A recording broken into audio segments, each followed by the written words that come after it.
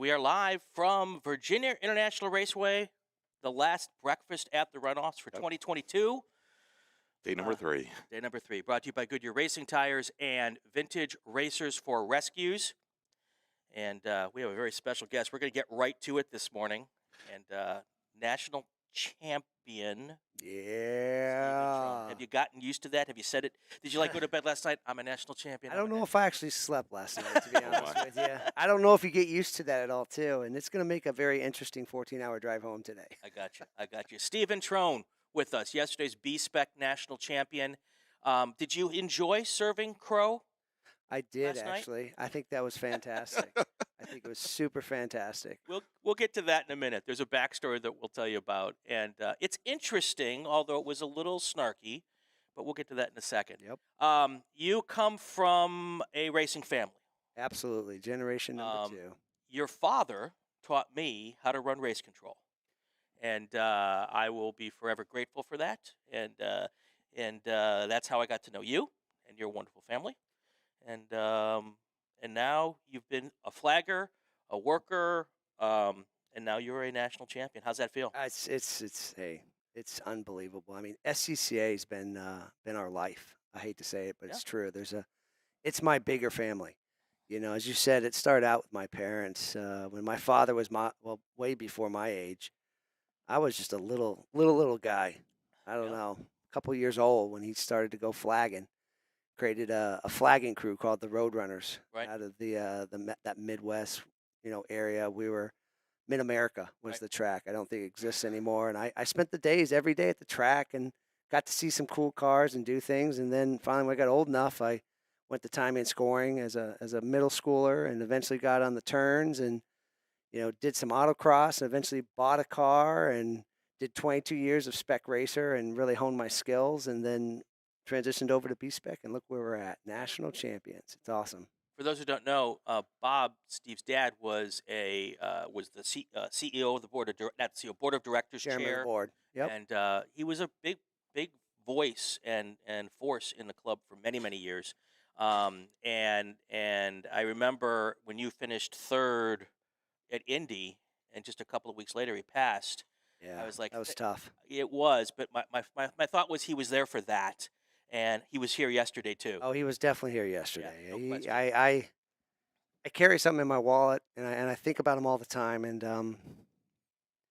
I know he's proud. Yeah. And the reason I didn't make any mistakes yesterday is because of him. Yeah.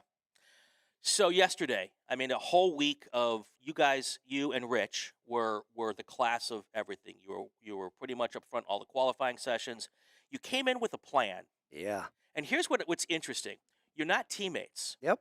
Okay, so when you come in with a plan at a race, at a national championship race, and the guy in second place sticks with the plan, that's dang near unheard of.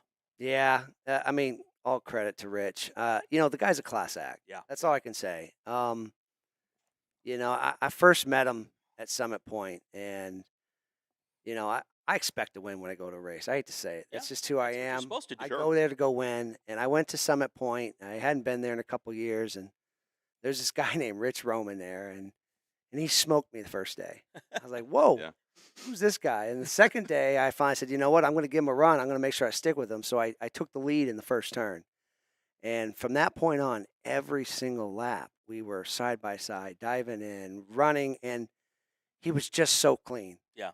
And I respect that, Yeah. because there are non-clean drivers. And from that race, and I had a chance, he beat me because I missed a shift. I made a mistake. I missed a shift on the last lap where I knew I was faster in a spot. He knew it too. Yeah. And from that point on, I was like, this guy's good. Then I got to see him again at the Glen. Right. And very smooth, was very successful. I think he got a first and a second there. Yeah. Mm-hmm. And after that, I was like, you know what? I learned last year at Indy. Last year, I didn't have a partner. Right. You've got to have a partner. I watched Dave Doherty and John Phillips just own it. And every time when I was in third there and who I was running with popped out, we lost a second each time. Yeah. And you can't do that. Yeah. You can't do that. You got to have a partner. So at that point, I had to go through my Rolodex of who I think the drivers are, who I think would be my best partner. And I actually had a few people actually contact me, believe it or not. And I actually told them, hey, I got somebody. And I reached out to Rich. I said, Rich, I think you're going right. Yep, I'm going. Well, hey, listen, you and I are very similar drivers. Right. We need to do this. We need to do it right. And we planned our test days that Yeah. way. We both said, let's do 2 test days. Let's get out there. First session, just go run to get back to running a car again. Right. Second session, let's put one of us in front. Yep. Third session, let's put one of the other in the front. And then we looked at the time and said, where were we faster? Yeah.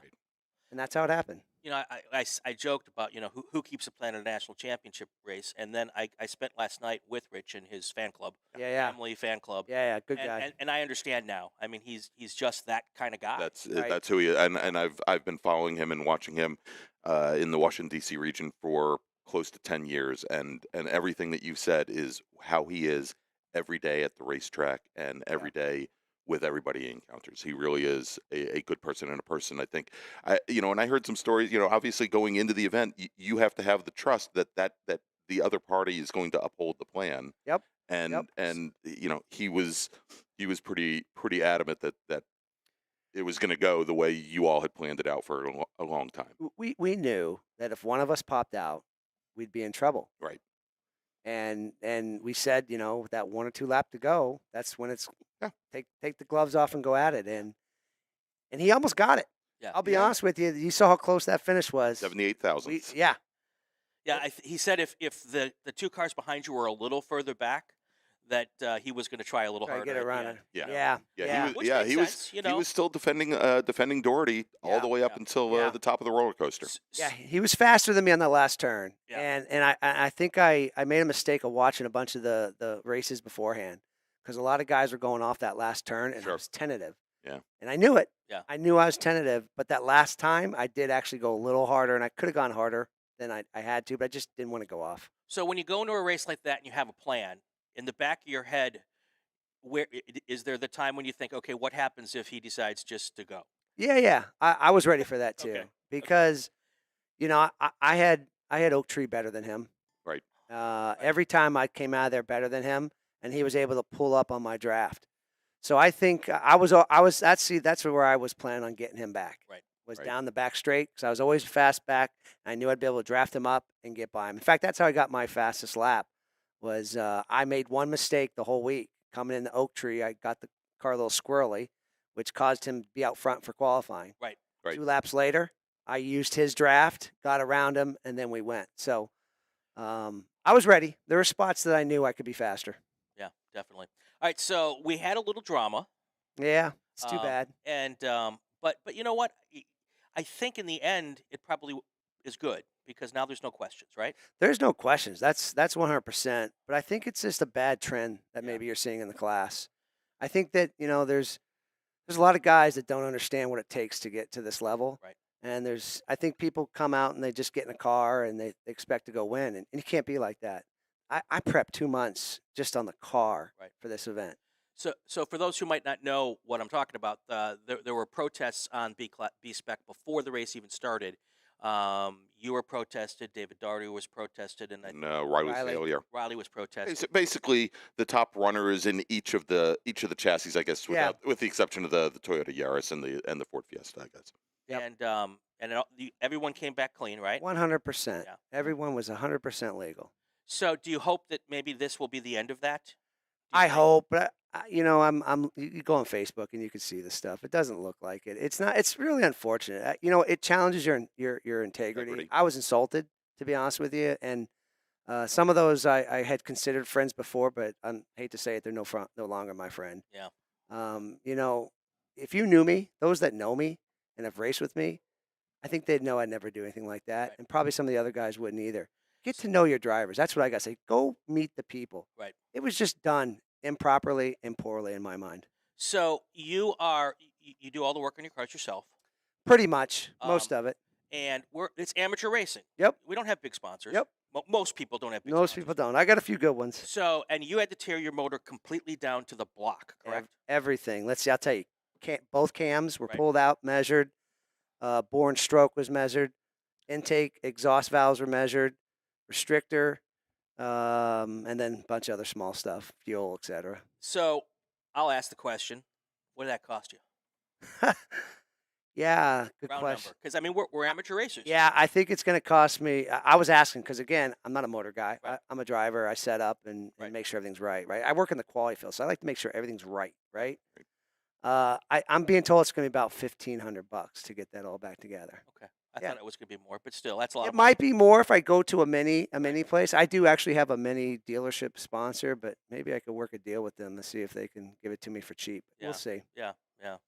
It's all part of the game, unfortunately, and it's in many cases it's part of the game that it doesn't need to be there. There are some legit reasons to protest. No No doubt. question. No doubt. But this kind of just seemed like it was petty. Yeah, I agree. I agree. I think protest. There's a reason why you have protests, but you don't protest just to protest, just to be kind of a pain, just to go see, if someone's right or wrong or whatever. That's not what it's for. It's when you know there's really something going on there, you go after it. All right, so let's talk about something happier. We got to get you on the road. You got to get back up to the Northeast, where it's wicked wet today. The wicked. Sitting in front of you right there is our Veterans Challenge Award. We're giving out one every day, and that one's going home with you. Oh wow, that's awesome. You won our Veterans Challenge yesterday, national champion. Awesome. And what that qualifies you for, because all 4 of our winners, we're doing Veterans Challenge, we're doing Women on Track, an Under 25 award, and a Perseverance award. Winning that award from us, it's not an official SCCA award, this is an inside the SCCA award, qualifies you for the tall one in front of you, and that is the G-Dub Henderson 2022 Award of Excellence. Now, you have a little story about G-Dub. Yeah, so my father, right? Father, longtime flagger, Stewart, and all that. This is PG-13, right? This one. It's actually with G-Dub. It might not. It can be. That's fair. That's fair. And it's a very quick one. But I'll never. We used to go to Pocono. Again, I was a kid at the time, and my father's working turns, and he's got so many great stories there. One story is around Whitston throwing his helmet at him when he wrecked or something like that. James Hunt. Yeah. Yeah, exactly. Yep. But one time he was telling me we were at the end of the day when he's like, I just got scared. I'm like, what do you mean? He's like, man, I was with G-Dub going around the track in this Shelby Dodge Omni, and I think we're on 2 wheels sideways. And man, I've never driven so fast in a car. So I guess he used to throw that car around a lot, and he scared my dad, which is, I think, pretty hard to do. Yeah. And from that point on, honestly, I was like, man, I need to get one of those cars. They sound like they're cool. I did a track lap with G-Dub, and he was in a van at Moroso, and I should have taken out life insurance before that lap. Yeah, I guess he could really throw a car around. Yeah. It's He was awesome. a heck of a driver, and a good friend to a lot of people in this club. Yeah, and absolutely. And that's why we've chosen him as the title awesome. sponsor on the big trophy. No, it's awesome. And this is awesome too, yeah, by the way. and in addition to that, if you win the big one, Candelaria Systems is giving away one of their Sentinel streaming systems. Oh wow, the $25,000 value. wow, $2,500. 2,500. I'm sorry. Still big money. Big James money. Sell it, Candelaria get your is at home engine this morning rebuilt. going, oh my God, what is he doing to me? Oh no, $2,500 value, streams up to the interwebs, and does all the track overlays and data acquisition, all that kind of stuff. So someone's going to take that home after the end of the weekend, and you are now eligible possibly for that. No, that's awesome. I know that Kara. I think Kara got this. Was it 2 days ago? Yes. Yesterday. Yes, Yeah. yeah. Was it yesterday? Yeah. I mean, I was pretty excited to have her get that too, right? Being Yeah. a veteran myself, I come from a veteran family, Yeah, your right? dad was in the Air Force. My dad did called 20 him the plus. weather steward Yep. because he was a meteorologist in the Air Force, right? 20 plus years in the Air Force as an officer. My brother just retired from the Air Force as a colonel. I was in the Army, got out as an officer as well. So you worked hard. Yeah, right, exactly. Hey, the Chair Force, right? Exactly. I had to go around in tanks, M1A1 tanks, and do that stuff. I mean, that's what that mini's like. It's like a tank. So, yeah, no, I really appreciate it. This is a nice honor. Cool. Appreciate it. Congratulations. Yes, thank Enjoy you. the drive. Thank you. I Back appreciate it, guys. We'll Congratulations. see you again next year, I'm sure. Absolutely. Got to defend, right? Got to defend. The All right. season starts today. B-Spec, national champion, Stephen Stephen Trone. Trone. We come back, we're going to talk about women on track. That's next here on Inside the SCCA. Stay with us. Decades of sports car racing success comes from Goodyear Racing Tires' dedication to grassroots motorsports. Too many trophies and championships to count, and a commitment to continuing that tradition fuels continued tire development. From the professional levels of motorsports to the pinnacle of amateur racing in the SCCA, Goodyear racing tires are made for winning trophies. Follow @Race Goodyear on Facebook or scan the QR code. Goodyear Racing is more driven. Sentinel by Candelaria Racing Products is a comprehensive motorsports video system, incorporating live streaming, local recording, picture-in-picture, flag status, leaderboards, data overlays, and more. Perfect for endurance racing, sprint racing, and HPDE, Sentinel includes everything you need to get started. With the ability to control the live feed from the cloud, and GPS Auto Start will never miss an on-track moment. What are you waiting for? Get your Sentinel today.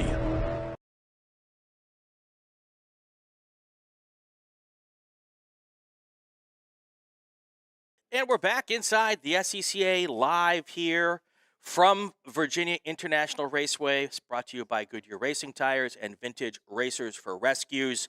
And we are really pleased to bring on someone here who is really exemplifies what we do here in the club.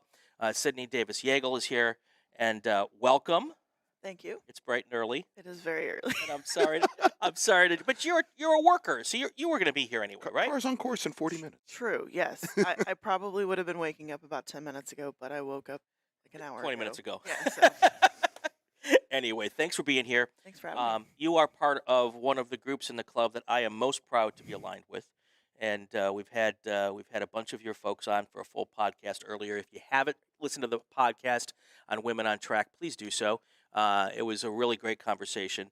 But we're here. Tell us real quick what Women on Track does and why you guys decided to get together and do this. So Women on Track is just kind of a community of women supporting women, men supporting women, being a part of the club in all facets, whether it's volunteering, whether it's driving, in all of the different program areas that SCCA has, and just kind of building women up and giving them the confidence to think that they can do what everybody else does. And how long has the group been in business? That's Approximately. That's a good Linda Rebella question. It's been a couple of years though, Yeah, right? it has. It has. I've been involved the last 2 years pretty heavily. I worked with SCCA, and I still work with SCCA. So I've been the staff liaison for the last couple of years, and we've really kind of gained some momentum and set up some structure to help get folks involved and get folks knowing that women are a part of the SCCA and they do amazing things. And I got to be honest with you, folks. Women are the backbone in many cases in most regions of the SCCA, and I think it has to do with, unfortunately, the gender roles, because the guys were driving race cars and someone had to run the races, and women just picked up those roles and never got applauded for it as much as they should have. So now we're doing that. Yeah. No, I grew up in a racing family, and I was asked to be, and if James is watching, James Rogerson got me involved in the Houston region back when I lived in Texas, and he was like, "Hey, can you do the paperwork for the race chair role?" Right. And I was like, "Okay, sure." Well, I didn't realize the paperwork was like everything. Well, whatever. That is the race chair role. Yeah. And I was like, oh, okay, cool. And I said I'd only do it as long as I could keep racing. And he's like, yeah, that's no problem. And it was, I mean, I could do both, but like there'd be times where I'd disappear, and I have to race in 30 minutes, so like then I'd disappear from Right. that role. So I think like you said, women oftentimes are behind the scenes, registrars. A lot of the work is done not at the racetrack. Exactly. It's done before you Before. get there. Yeah. And Most people don't realize it. I mean, the planning for a single race starts months ahead of time. yes, for sure. Yeah, Um, absolutely. So scholarships are a big part of what Women on Track does. Can you fill us in a little bit on how those work and how you guys reach out and find people for them? So Women on Track started kind of, I don't know the right phrasing, but there was a solo scholarship, Okay. the Wendy Allen Memorial. I always get the phrasing wrong. But, yeah. So that was kind of our jumping off point was, hey, this exists in the solo community. Sure. How can we spread that idea on to road racing, to rallycross, to volunteers, to road rally? And so this year, that's what we've worked on, putting some structures in place so that we can give away those scholarships. We've given away one driver scholarship in the road racing community. Amanda took advantage of it in August at Pit Race. And a big shout out to Dennehy Rodriguez from the SCCA staff, who donated his car so that she could take the school, which was really cool. We had 2 ladies, and their names are escaping me at the moment, It's okay. that received the Road Rally Scholarship, or I'm sorry, the Rallycross Scholarship. And so last weekend they went up to Pikes Peak and had a blast. And That's awesome. so, and then this weekend, one of the workers of the year, Vanessa, Okay. who, Yeah. That's um, right. yes, she was the recipient of the scholarship. This is her first runoffs, so Nice. it was fun to see her on grid with her sister, and who I've worked with for several years now. So And we've got the Women on Track award that we're giving this weekend. We gave our first one to Cameron Reed. She was raced on Friday. We have someone that we're going to give it to for yesterday, which we are going to determine this morning. And then we will determine after today's our third award winner. And I've just been so happy to be part of what you guys do and be just helping out with stuff. It's just a great group of people, and the initiative is great. And as the father of a youngster, who might not feel represented in motorsports, I just love what you guys do. So, and we'll continue to shout from the rooftops and talk about the folks that you guys help out, and we will continue to do that. Is there anything? Oh, if people want to help out, how do they do How that? they do it? So go to scca.com/womenontrack. That's our landing page. It gives you some information about the initiative and what we're doing. If you want to get involved, there's a contact us page. And even if you don't know what to do, you can always donate money to the SCCA Foundation and earmark it for the SCCA Women on Track.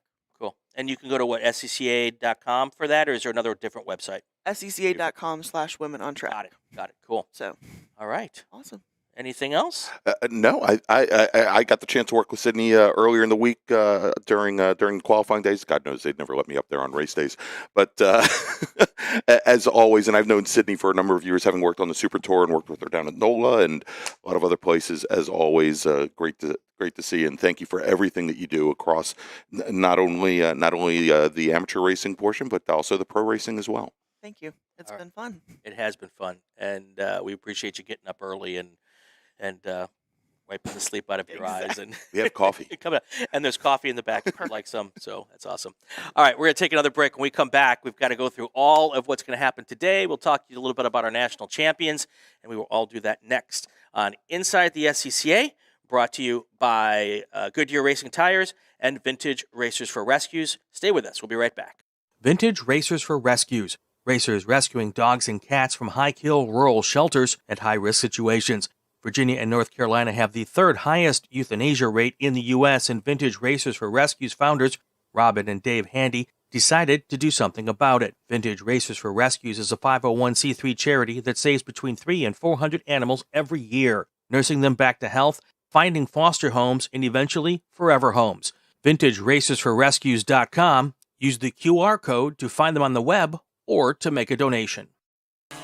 Grass Paddock Motorsport provides Mini Cooper race car rentals, trackside support, and coaching at tracks all over the eastern half of the country. GPM provides podium-capable rentals for B-Spec, the fastest-growing class of racing in the SCCA, for 3 years running, and now the fourth largest class overall. We have a unique approach where our cars are located near the track you want to race instead of being in a central location with large towing fees. Come join us at Grass Paddock Motorsports, where Grass Paddock is an attitude and not a location. Mention this ad for a 10% discount and find us at www.grasspaddock.com. Racing for Heroes is proud to be a partner of Inside the SCCA. RFH is a nonprofit devoted to helping veterans suffering from the seen and unseen wounds of war through racing and our range of programs. RFH's programs include health and wellness, motorsports therapy, community outreach, education, and employment. Visit racingforheroes.org to learn more and find out how you can help. Cruise Associates is honored to have sponsored this message. And we're back live at Virginia International Raceway. I am Brian Bielanski. This guy next to me is Gregg Ginsberg. He's the guy, the know-it-all guy. I'm the know-nothing. You're the know-it-all guy. Yes, you are. This guy has been following this all of the Super Tours and the runoffs for many, many years. a vast wasteland. I mean, a vast amount of a thumbtack of knowledge. a Yes. vast amount of knowledge stuffed between his two ears, and I thought there was nothing but air between my two ears. All right. well, what I say on Brian's back. Brian Donati's back here and agreeing with everything I say, and he's waving off everything you say. So it's what I say on camera and what I say to his face when he's not on camera are two different things. No, I'm just kidding. Right. It's been a great 3 days here, It has. and I'm looking forward to wrapping it up here and getting a little bit further down the road with all of this. But what we need to do now is, we have stuff going on here, and it's some big stuff. Yeah, it is. Here is what's ahead for today. Of course, if you're here with us with your cup of coffee and maybe a box of Krispy Kremes or maybe a good old bacon, egg, and cheese biscuit or something. Oh, yeah. Thank you for being here. Really appreciate it. Sunday's schedule is packed full. Not as much as yesterday. We got 2 less races today. So Super Touring Light is our first race of the day. American Sedan F Production. That should be a great race today. I'm looking forward to that one. GT2. That's got some high-end race cars. I'm looking forward to this morning segment, and I think this may upset a lot of racers, but I think this grouping here this morning is probably the best 4 races in a row that we've seen all weekend. Could be. Then we get to the afternoon, Formula Continental GT3, Formula Enterprises 2. That's going to be another exciting race. That's going to be a very exciting race. Forward to that one. And then Prototype 2. And, of course, we're going to wrap it up with the exclamation point on the week with our post-race show, Runoffs After Dark. That's going to come up whenever racing ends today. We're going to pop up live and talk to you for however long we talk to you. So, all right, let's get right to today's action. Let's see. Which one is it here? That would be this STL. one. STL. Yeah, Danny Stain. And I spelled his name right. Yeah, yes. This time we did spell his name right. Danny looking for a little bit of redemption after yesterday's race in Spec Miata. He was your pole sitter, and we talked about this yesterday. I think coming right into our lunch break, because it was the last race before lunch yesterday. A lot of drivers finding a lot of adversity over the course of that race as it went to from dry to wet to dry to wet to mayhem. Right. And so Stain starting on the pole he is your 3-time national champion in the class. He's your reigning national champion in the class. He took the win last year at Indianapolis in the wet, which I think he was really considered to be the dark horse with some of the front-wheel drive and very strong front-wheel drive. Sure. Drive racers like Joe Moser, who's going to be starting next to him on to his left on the front row today, right. In his King Motorsports, and I might say also Danny in his Ocean Machinery OPM Autosport Mazda MX-5. Joe Moser in the King Motorsports Honda CRX. He was your national champion in the class back in 2020, the last year that we were at Road America, and having raced against, I don't want to say I've raced against Joe. I've watched Joe race while I was on track. You've watched Joe fly past you for the 3rd time in the same race? He's never lapped me, but okay. He was in the mirrors. Right. But Joe, I think in a front wheel drive car, if it were to be damp, I think he'd definitely have a chance. Here in 2019. Danny Stain won a national championship. It was his 2nd national championship in a row at that point, and he talked about putting in hero laps to open up the race. Sure. And he opened up about a 15-car advantage by lap 2, and he really never looked back. I'm sure he's looking to repeat that and use that same strategy here, but I don't think he can count out Greg Malloy, who seems also in a Honda CRX in the Function Informed Carbotech car, who all year long has been very, very close to the front of the pack, usually on the podium, and his driving has truly advanced, I think, over the last 4 years or so that I've been watching him drive that car. Trevor DeGianni in his Acura Integra, he's out of the Atlanta region. It's a chassis that he has been racing in one form or another now for about 15 years. It's Solt Ferenczi's Acura Integra that started off as an ITS car. They've done endurance races, they've done sprint races, they've done it in ITS, they've done it in STL. He is not a dark horse. I think he really has a legitimate chance. He may not have the straight line speed of a Stain or a Moser, but I think he has a legitimate chance. And Max Guy, our 2017 STU national champion, same chassis in his Honda Prelude, different motor, smaller displacement motor, but also I think has a very strong chance here. And I will tell you, starting a little bit further back in the field, not to lay out. We also have a Perseverance Award, but Mike Taylor driving the number 39, just track it. Now I have to say Honda, or probably Acura Integra, because he's been driving a Honda Civic Coupe for so many years, as seems to be the case on an annual basis when he gets to the runoffs. Mike Taylor, a lot of adversity, Right. and he is starting 11th. He really did not have a chance after swapping out motors, after having half shaft and axle issues. Really didn't have a great opportunity to put in a strong qualifying session, but I would look for him. That car is always fast, and he is a very good wheelman. Right. So we'll have to watch him. He's starting 11th. Two things you mentioned here during this rundown of guys. You mentioned two prep shops. You mentioned OPM Motorsports out of Atlanta, and Right. you mentioned King Motorsports. King Motorsports out of just outside of Milwaukee, Wisconsin. Right. And these are groups who've been involved in the SCCA for literally decades. King Motorsports helped my dad with a car back in the early 90s. We were building a Honda CRX.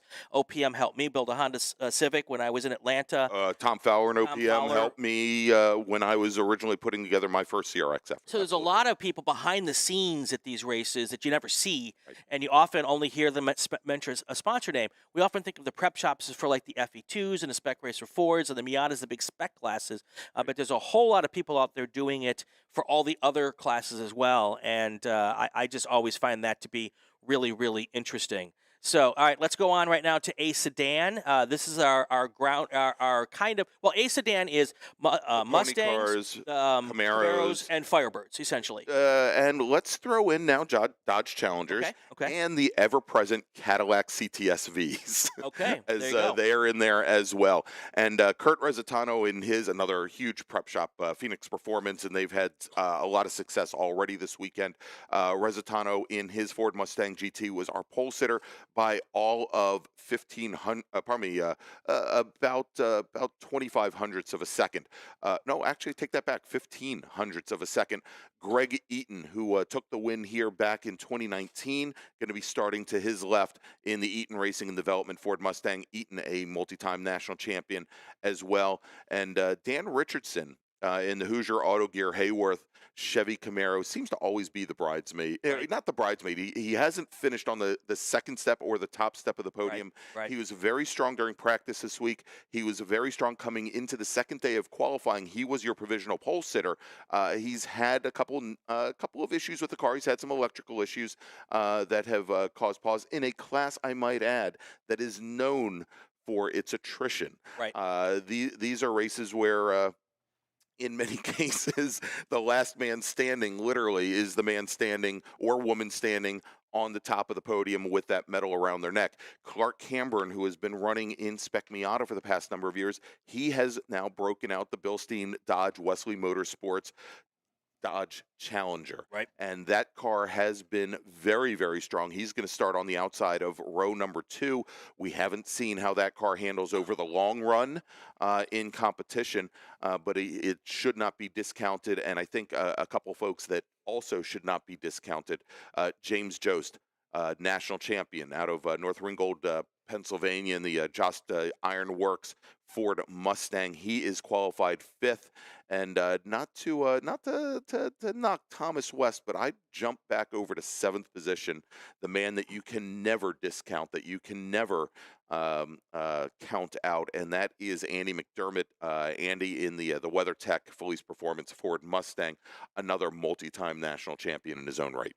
This is a class that kind of it's weird to me, only because these are cars where they're everywhere, and there are places where you can buy go fast parts for these Mustangs and these Camaros really relatively inexpensively. I would think this would be 50 cars every race weekend in these classes, and I'm always surprised why there aren't more. I mean, Mustangs are everywhere. Sure. Every high school kid in America has a Mustang or a Camaro. And or at least when I was young, which means there's a bunch in junkyards and there's a bunch used that are out there to be bought. And I've always been just kind of surprised that this hasn't been a more popular class in the club.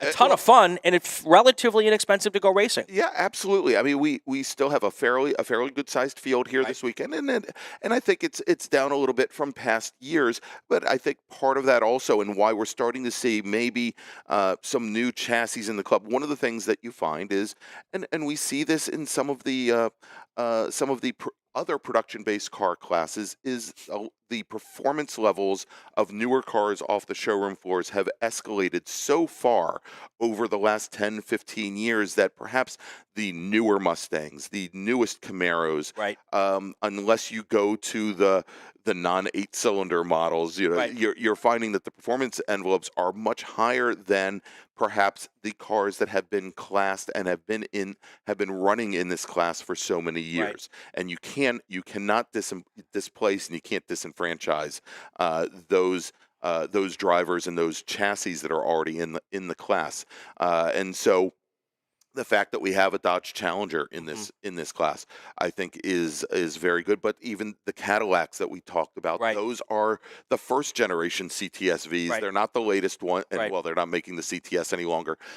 But there's a performance envelope for them to slip in. And as you said, yes, there are plenty of them that are in junkyards, or in they're available. They're available used, but also of late, frankly, the last 2 years, we have seen that used car market. Well, that's true. Explode. Well, but it's not exploding for 1990s. It's exploding for everything. Yeah. I can go back and not that you're going to find a Honda Civic and American sedan, but I look for early Honda Civics on Facebook Marketplace or on different places that were 4 years ago selling for $700, $800. They're now asking $3,000, and so that I think is part of the economics of the class as well. All right, here's one I'm really. Oh yes. We're in a little cave here, actually a big cave. The club has really set us up in a nice location. So, but we're indoors. I've got a window out behind us here that you can't see. Maybe I'll turn a camera around this afternoon or something so you can see what our view is. But I get to spend a lot of my time sitting here at this table getting ready for the next show. And I haven't gotten a chance to watch much racing off the TV. There wasn't off the TV. But this is one here, F Production. I'm walking outside and I'm going to watch some of this race because this will be one of the most hotly contested races of the entire week. So we talked to Jesse Prather earlier in the week after his E-Production win, and we said, a lot of cars in your class that you've built the motors for, you've prepped the cars. But he says, no, that, yes, there are some, but the class you need to watch is E-Production. And sitting up on the pole, looking for his third national championship. He was your winner here in 2019. Eric Prill in the Maxon's Fights, Jesse Prather Motorsports, Hoosier, Carbotech, Mazda Miata. That is a Jesse Prather powered machine. Ken Kennard, who has been racing in Miatas in F Production for many years, switched over, purchased a car with a lot of provenance. This is a car that Mark Carpenter took to 2 wins in the stout car. at Road America. It also is the car that was on the podium, finished 3rd at Indianapolis last year. Kennard driving the Hoosier, G-Lock, Jesse Prather Motorsports, OPM Autosports, Acura Integra. And you know what they say? If you can't beat them, buy their car. Buy their car, exactly. And so, I mean, it's interesting here as Jesse has fanned out from a lot where he got. I think a lot of his early work were in Mazdas and Mazda RX-7s, exactly. Then Mazda Miatas, but he's gotten a lot of customers looking for Honda and Acura motors as well lately. And so Ken Kennard with a new JPM motor in that car, Cliff Ira. In the number 36 Ira Motorsports Honda Civic Del Sol. Right. That's one you don't see very often. No, it is not. And it is, I think, the fastest car in a straight line here with the fastest trap speeds. At least it had been during qualifying. It was very, very quick at Indianapolis last year. And the track got wet and the car did not perform, I think, as well as he wanted in the wet, but is definitely a car to have. As we've talked to a few other people that are racing in F Production, they think that perhaps the car has some advantages compared to some of its brethren, like the Honda Civics, Right. like the Acura Integras, that have very similar suspension systems to them, but it's got a shorter wheelbase. Right. It also has a double overhead cam motor that, for example, Ken Kennard's machine, which has essentially the same suspension system and Right. suspension setup, and they're more or less, those cars are beyond being cousins. Right. They're like the kissing Del Sol, cousins. yes, absolutely. And the Del Sol has some advantages that might put it in strong contention here this week. Charlie Campbell, starting in fourth, also in another Jesse Prather Motorsports machine. So back in 2019, I think probably the best race of 2019 Right. was he and Eric Prill. They were more or less door to door for 13 out of the 15 laps, with Prill taking the win. But I definitely would not count Charlie Campbell out from having a very strong race. So let's take a look now at our next race. And GT2, Andrew Aquilani is going to have a chance to win yet another national championship. Yet another national championship. And this is another one where he had a very large advantage going into the final day of qualifying. He had, coming into that last day, a full second up on Daniel Bender. Danny Bender driving a true TA2 Chevy Camaro, but as we went to pole day, only 0.2 of a second separating the two cars. Tony Ave, who of course is known for GT1 cars here in SCCA racing, and a multi-time Trans Am champion. Third fastest, he's driving a Nissan 350Z here, and I believe it's his very first outing at the Runoffs in GT2. You can't count him out. And then we've got the two fall line cars of Mark Bowden. We've got Tim Kesman, both in 991 GT3 Cup cars, and then Hans Peter in his Phoenix, not PHOENIX, but the PHENIX label Hoosier 991 chassis GT3 Cup car. I think any one of them have a great chance to come home with the checkered flag, assuming the weather gets damp. Now, we've heard we may get a little more weather before racing is done here today. We don't know if that's going to come in the morning or if that's going to come in the afternoon. Absolutely. Okay, so we got to get one thing in here before we head to break, and that is we're going to hear from the Twig. Three more times. Now that I finally recovered from my loopiness on the simulator last night. All right, so if you haven't watched it, this is fun. Here's the Twig. A Rolex 24 at Daytona winner, a two-time champion of the 12 Hours of Sebring, a member of the prestigious Road Racing Drivers Club, and the Twig. Today we find the Twig at Virginia International Raceway, driving an MX-5 Cup car. The Twig is driving Spark Virtual Racing's S600. The S600 is a full-on driver training simulator. Unlike entry-level sim systems, this rig moves across all 6 degrees of freedom, making it a truly full-motion system that provides maximum feedback from the car. At $80,000, it's the ultimate training tool, providing a seat-of-the-pants feel that's remarkably close to what you feel when you are at the track. Let's find out what kind of lap time the Twig can lay down at VIR. So we are out here at Virginia International Raceway in a Global MX-5 car here on the Spark Virtual Racing Halo Motion Simulator here.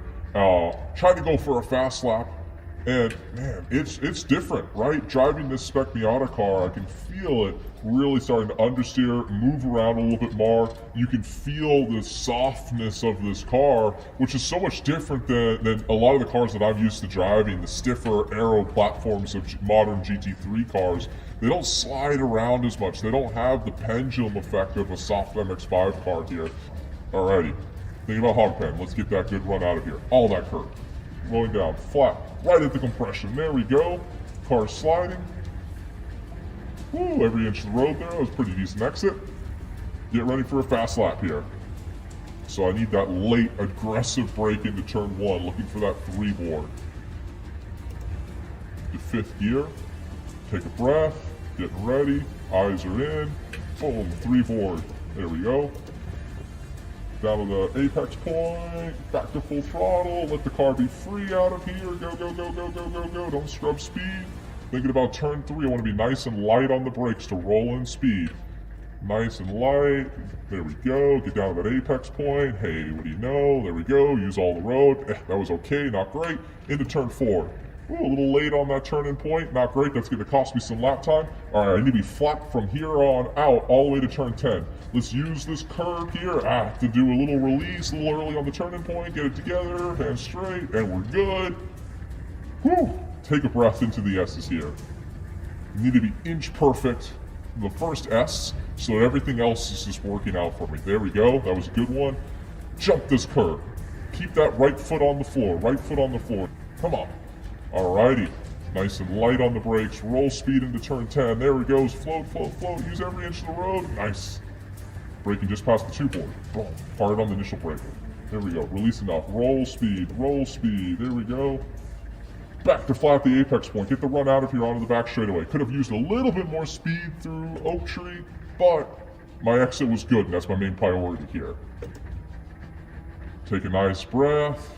Down the back straightaway. Big brake zone coming up. I need to make sure I hit that apex point in turn 14, but I need to make sure I'm maximizing my brake pressure too. Nice and late on the brakes.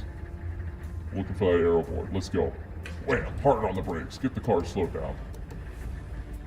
Can I get it? No, too much speed, but I need to go, go, go, go. Don't let it cost you. There we go. Alrighty, attack it through hog pen, turning in flat. Use this curve, light on the brakes again. Car rotates, boom, back to full throttle. Come on, car, come on, car. Tell me I don't suck today with my lap time, please. And it's still not gonna be very fast. Come on, let's go. Come on. Well, that's a little bit better. 2:12.91 around the good place. It's funny. I've seen some people posting online who are sim racers. Okay, now we've got something to go after. Let's go do it, and that's what we wanted. And I've seen some sim racers who have been making their guesses on who the Twig is. And first off, it's not me. The guy's a little. Look at my arms. Look at his arms. There was no question. Yeah, there's not me. No one was thinking it was you. And I might also add, he's not wearing jorts. Okay, just I'm going to make things a little bit easier for the folks at home. No jean shorts on the Twig. Okay. So what's really interesting though is I've had lots of people come up to me and say, "Is it so and so? Is it so and so? Is it so and so?" And I've not had to lie to anybody who's figured it out and say, "Oh no, it's not that person." So that's really what's been interesting is that the credentials we put up there are kind of telling. Yeah. If you really wanted to do some Googling, you might be able to figure it out. And he's got the visor up, folks. Look closely, zoom in. Yeah, well, I worked really hard to make sure that wasn't a giveaway. Okay. But yeah, it's a lot of fun, and we will tell you tonight. If you're really dying to know who the Twig is, tune into the evening show tonight because we are going to reveal who it is. Maybe I'll get a picture of him up here too. And that would be good. So right after the last race this evening, definitely stay with us here as we wrap up everything from the runoffs. And I got a story to tell you about that opening camera shot with the dark visor, and it's a fun story nonetheless. Okay, so we got still some stuff left to do before we get out. It's 7:48 here on the East Coast. We're going to get to racing here at 8:15 with our first race of the day. And one of the storylines of course, on Friday especially was the weather. Yeah. And I'm going to put this up right now. This is what it looks like right now. That's the radar. Looks completely dry. But the forecast said this morning 80% chance of rain. I don't know where it's coming from when I look at this. But I'm not a meteorologist, and I don't even play one on television. No. So it looks dry to me, but we'll see what happens. But if it does happen, we've seen that a lot of drivers are ready for it. Absolutely. I mean, we have drivers. They have been prepping for this all week, and of course, everybody here knows we've got an umbrella, so everything will be fine. Yeah, that was pretty funny. All right, so real quick, let's look at this here. This is these are the people we need to congratulate. These are our national champions from Friday. Sven de Vries, he is our Formula 500 national champion. 2 times running, 2 times in a row. Andrew Aquilante, who is going to have a chance to get another one today, 1T1 on Friday. Yep. And looking for a GT2 later today, as we discussed, or later this morning. Jonathan Kotek won in Formula 4. That was a fun race to watch. Always, I'm always amazed because, as you know, we talked to Cameron Reed early in the week, but Formula F always with young up and coming racers, and the one thing that you see in that class, typically no fear, Exactly. no quarter, and some of the some of the most amazing moves that those of us that have a death wish would never ever think of trying to pull off. Or those of us who don't have a death wish. Yeah, that's correct. Yes, exactly. GT1 Tom Herb for the second year in a row, making great calls in the rain. Last year it was a call to change tires on the first lap in the in a race that was turning wet. This year, the choice was to run a GT3, an FIA GT3 car that would do much better in the wet than all the other cars in the class. So great for him. Jesse Prather, now a 6-time national champion, 3 wins in a row in his BMW Z3, and really not only humble, but we talked to Steve Introne earlier, and he said how he had been preparing for this weekend with his car for at least the last month. It was such an insight into not only a driver but a car preparer's mindset and methodology in everything that Jesse Prather said that he had done over the years in order to prepare for a single race in the rain. Well, and he also talked about how he prepared. Yes. And how he actually changes the brakes and not just the tires to rains and all this kind of stuff. And these are people who, while we're considered the pinnacle of amateur motorsports, these are professionals doing this. They and in so much as that they act and they prepare in a professional manner. Right. And it's always really remarkable to see all of that. All right. Spec Racer Ford, Frank Futrell. His second national championship, his first in Spec Racer Ford Gen 3, strongest driver all week. Not much I could say. He was able to check out early in this race and ran a flawless 15 laps in Spec Racer Ford Gen 3. That's right. There always seems to be one race out there that has kind of like a problem and it becomes really short, or there's some drama involved in it. STU so far. That was the one. That. I'm hoping we got it out of the way, got it out of our system. Yeah, back here in 2019, it was GT1. Right. This year, STU only 3 laps under green flag conditions, and the race was checkered early due to huge amounts of oil on track in the rain. Joe Moser wins another national championship, and I guess the other story there, Mark Lillard, just before the full course cautions come out, he was in the lead, spun in the oil, fell back to 5th. Chip Herr, who started 19th in the field, finishing on the second step of the podium. Yeah, and there's talk about how the yellow flag could have come out sooner with the oil, and he wouldn't have spun. The problem is, as a corner worker, you really don't realize there's anything on the track until that first person comes through and goes off the track. And the second and the third. Right, so it's not as easy to see oil, especially depending on where the flag station is compared to the track. Right. Some might be really obvious.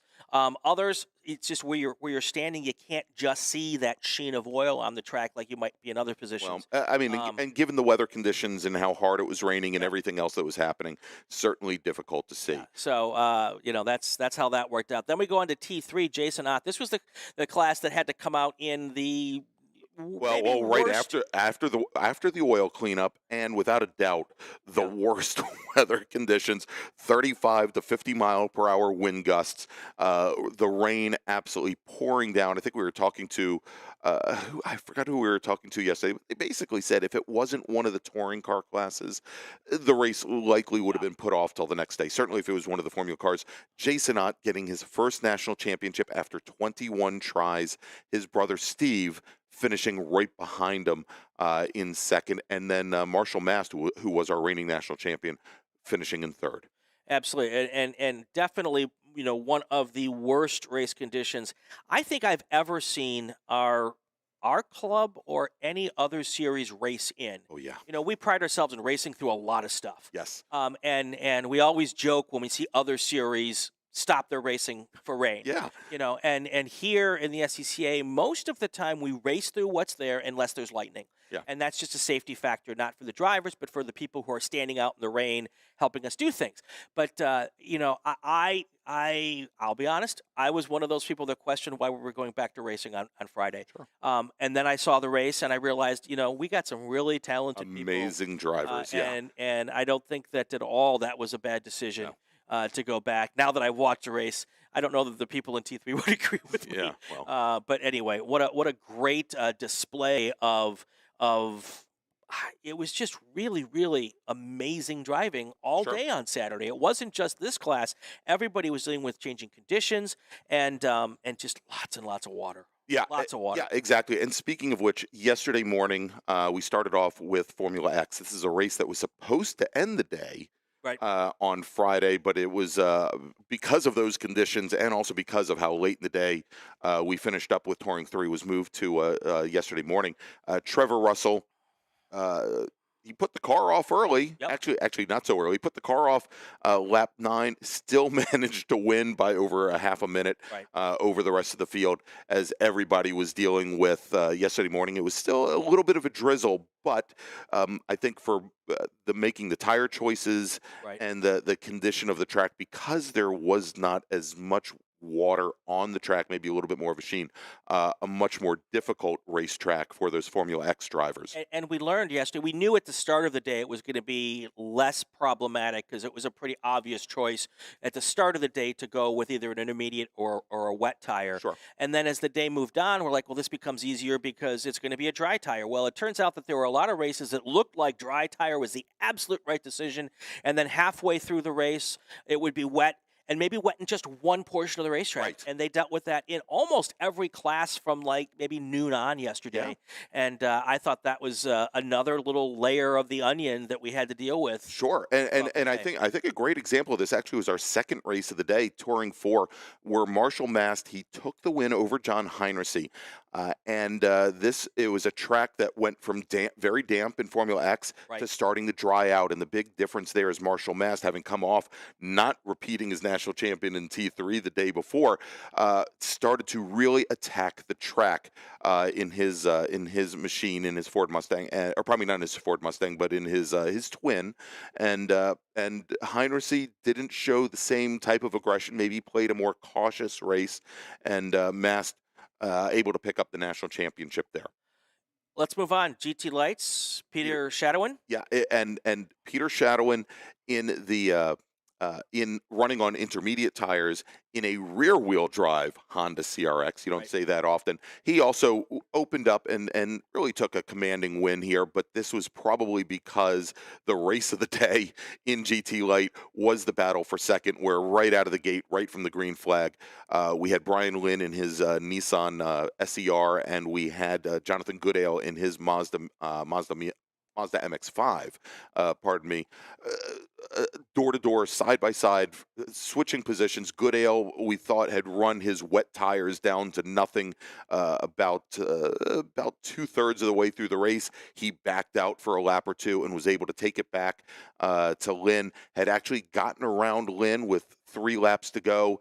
Lynn was able to, still had some better tires, and I think a little more well-balanced car, was able to take advantage coming out of Oak Tree, get him down on the back straight. Lynn takes the second position. Goodale takes the third. But again, another commanding win by Shadowin. Well, and let's give some props to Brian Lynn. He's a West Coast guy. Sure. Races with us at Cal Club all the time. We don't get a lot of rain out there. No. We don't get changing conditions very often. Maybe we get a lot of dust on our racetracks, but to come out here and deal with those conditions like everyone else was and come in second place is just a testament to the level of skill that drivers from all around the country are bringing here to VIR this weekend. Formula V, Brian Farnham, he good first name. Yes. Gotta love that. Spells it properly. Yes, he does. And more importantly than any of that, he's a national champion. Yeah, he is. He finished second last year at Indianapolis, looking for a little redemption. And this is a race where at the time, our leader, completing lap number 1. This is Andrew Whitston. He was our reigning national champion coming into the race. Went off over at Hog Pen, like so many racers have done over the last few days, and Farnham jumped to the lead. Now, I think probably the biggest story here was actually Andrew Whitston, who fell all the way back to 25th position in Formula V, managed to work his way back up to 5th.